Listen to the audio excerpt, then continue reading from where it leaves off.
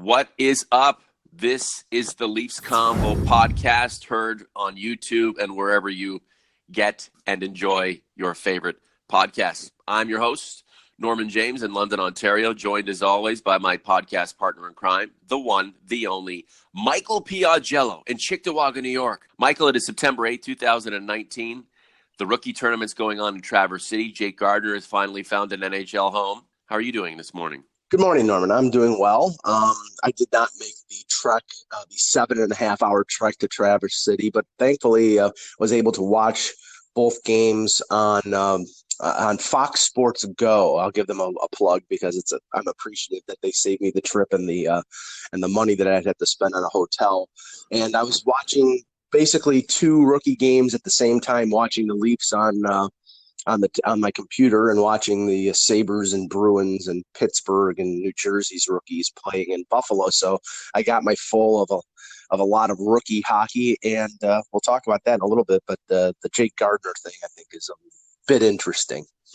So how many former Leafs fans are out there now? How many who loved Jake Gardiner when he was here? And I obviously reconciled with the way he was throughout the last tenure of his career with the Maple Leafs. So all good. I was kind of one of those 51 backers. But how many analytics people, how many of those who thought Jake Gardiner was the best player to play defense in the NHL since Bobby Orr are no longer Maple Leafs fans now and are rooting on the Carolina Hurricanes? You know, Sebastian Aho's down there. He's another mighty metrics darling. So maybe that's the new place, right? Plus the little thing they do at the end of the games and how Don Cherry hated on them. It's the perfect place to be when you believe, woe is me. Well, on Friday, if I was driving across the Burlington Skyway, I was wondering if I'd see lots of 20-somethings with iPad minis jumping off the Burlington Skyway. So but thankfully I didn't. This is the thing.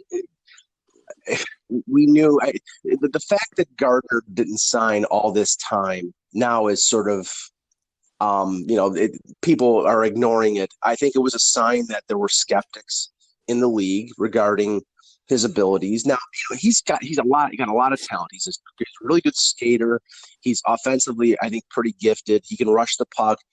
He's a flawed one zone player, and I think that's reflective in and the back issue. I'm sure was a concern to some teams. Apparently, there were 2 or 3 or even more teams that were interested in offering him a 1 or 2 year deal. He took the max 4 years that he was offered by Carolina at the exact salary that he made with the Leafs on the last 5-year deal, and that with the cap going up significantly from 5 years ago till now, that's basically a paid decrease. So, it's a good deal for Carolina, and they have a really deep defense. But the writing was on the wall when the Leafs traded for Jake Muzzin. As soon as they did that, that was insurance for this year that Gardiner was not going to be signed, was not going to be back. Mm-hmm. And I know that some people were saying, well, they traded for Cody Ceci, and if you could have gotten rid of Cody Ceci's $4.5 million contract, why did you have to take that back? You had to take it back because you had to take something back to give up 5 years in Nikita Zaitsev. That was the price you had to pay. So I wish him all the best. I was a critic of his game, but he's a good guy. He always treated the media well. Yeah. I had nothing against him other than, a guy who was playing 24, 25 minutes a night would make the same brain crampish mistakes in his own zone worst possible times. And I'm sorry, I don't care what the number said.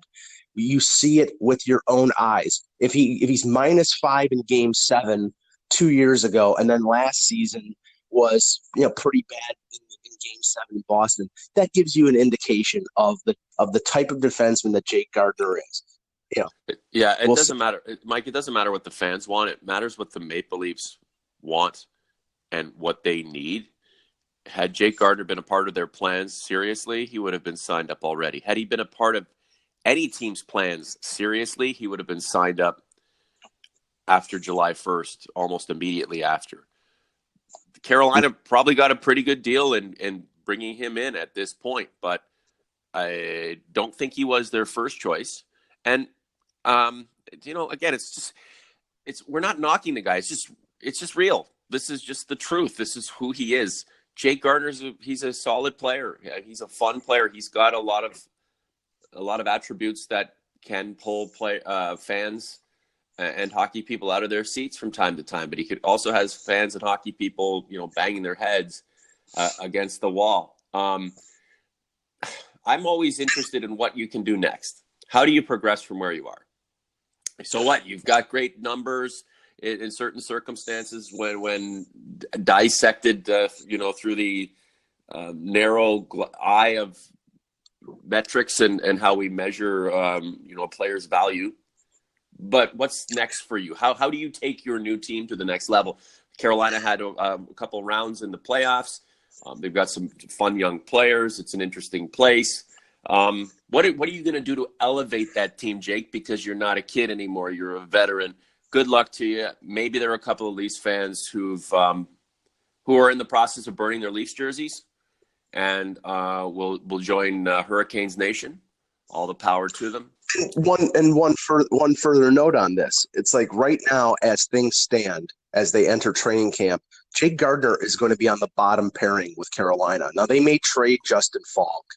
I know they traded Calvin DeHaan for cap relief earlier in the year, earlier in the summer. But right now, with Falk, Hamilton, Slavin, Pesci, Gardner's on the bottom pairing with Trevor Van Riemsdyk. So you're talking about, if you would have said Jake Gardner is on your bottom pairing playing sort of protected minutes with the Leafs, that was the best case scenario. But nobody knew that he was going to take the contract that he ended up taking. Everybody thought he was going to make more than Tyler Myers in free agency, and that completely ruled him out from Toronto. And there was some, we heard the rumors the last couple of weeks that they'd love to get Jake Gardner on a 1 or 2 year deal. Well, the Marner situation has made that impossible. But really, it was time to move on. Yep. The Leafs, I think, have a better defense now with a top 4 of Riley, Barry, Muzzin, and Ceci. And we'll see if their calculations are correct. But I wish Jake Gardner all the best, and we'll see him a couple times this year with the Hurricanes. We will indeed see, Mike, how things go. Jake Gardner, once a Leaf, always a Leaf. I wish him the best. I've said it a few times already, but I wish all the ex-Leafs the very best up until they take on the blue and white. And, for me, it's the Leafs over Leafs every single effing day of the week. So Traverse City, the boys 2-0. Here we go to the Cup or wherever these kids take us. I don't care. I like to see winning scores, but I like to see really good play, something exciting on the ice in between whistles. We realize that most, or I'd say 95% of the players that are playing at this tournament are not going to play for the Leafs this year. A few potential exceptions. I think Igor Korshkov, if he has a good first half with the Marlies, could get called up. He's a big body, and we know that Babcock likes bigger players. But he has to make the adjustment from the KHL, and he played a couple games in the Calder Cup playoffs. But the two players that have sort of made a big impression have been Nick Robertson, the Leafs second-round pick from this most recent draft in Vancouver, and Teemu Kävihelmi, and I may be butchering his name, but he was a free agent signing out of the Finnish league. 24 years old. He had a couple really good years there, played U.S. college hockey, was born in the U.S., but of a Finnish parents. And,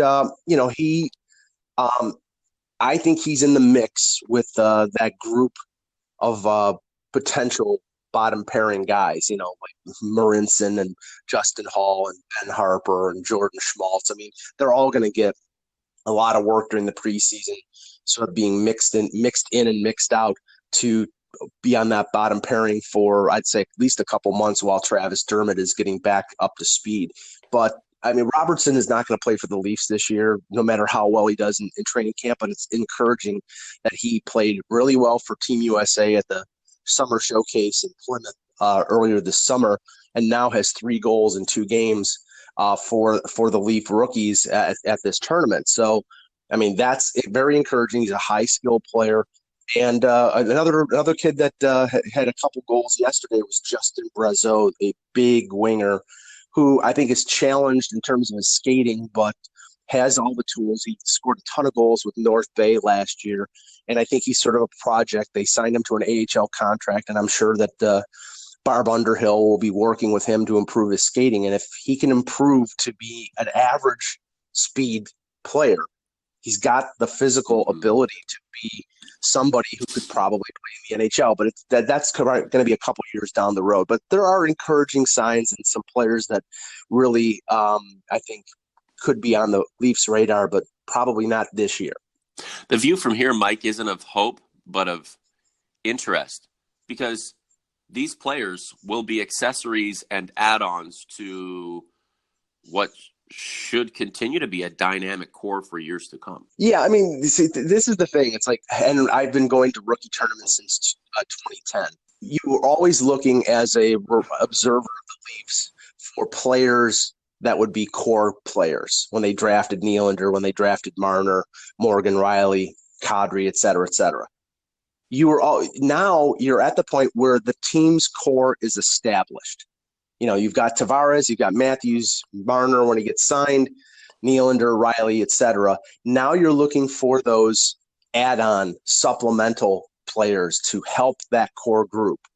And a kid like Robertson, who's a left winger with a lot of speed, I mean, it's going to take him a couple of years at least. He's going to play another year in Peterborough and, you know, probably then play for the Marlies for a year or two. But he's in the pipeline and he's got a lot of talent. So, you know, you have to, as a good organization, you have to keep adding that talent, keep finding these players. Guys like Trevor Moore, who they signed as a college free agent. I saw him at rookie development camp. I think it was 2016. Now he's a contributor on the Leafs. That will be, you know, the big thing is to get those core players and lock them up. But just as important, you can't depend solely on those core players. You need those additional players to help out the core. And, I think Kyle Dubas and his group have a good eye for talent, and it looks like that they're doing a pretty good job at finding those extra pieces. That they do. This is the Leafs Convo podcast. Thank you all for listening, whether on YouTube, whether on your favorite podcast platform. Mike, September 11th, literally days away, physicals, and then, of course, the training camp process and all that good stuff that we look forward to when September and October roll around. Mitch Marner still not in camp. I mean, at this point, we just have to think that that's going to solve its – at this point, we just have to think that that's going to resolve itself, and we have to focus on other things, right? Well, I mean, it's tough to ignore, and I'm looking forward to next Thursday when the Leafs open the camp in at the what's now called the Ford Performance Center, formerly the MasterCard Center in Etobicoke, before they go to St. John's for 4 days. I'm looking forward to seeing, you know, what Kyle Dubas has to say. More than likely, he's going to say what he said in his rounds with the media earlier or last week, that, you know, he's open to different avenues. But right now, there just seems to be, and I was talking to some scouts at the Prospect Challenge here in Buffalo, just regarding the whole RFA situation, not just Marner, but Rantanen and Point and all these different players. And right now, it's sort of silence. It's radio silence. They're essentially not talking with the teams because they're hoping that they will capitulate or, you know, come off of their current stances. And, you know, you can tell based on what Dubas has said or what he did say last week, he wants Marner in camp. I mean, they don't want the repeat of the Nylander situation all over again because they need Mitch Marner. He's been their leading scorer the last two years. They need him in camp. They need him to play some preseason games and start right at the beginning of the season running. But if he continues and his side continues to ask for, you know, over $9 million on a 3-year bridge deal, then I think this is going into the regular season.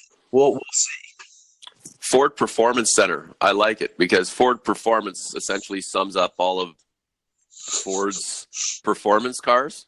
And I work at Oak Ridge Ford. The synergies are there, Mike.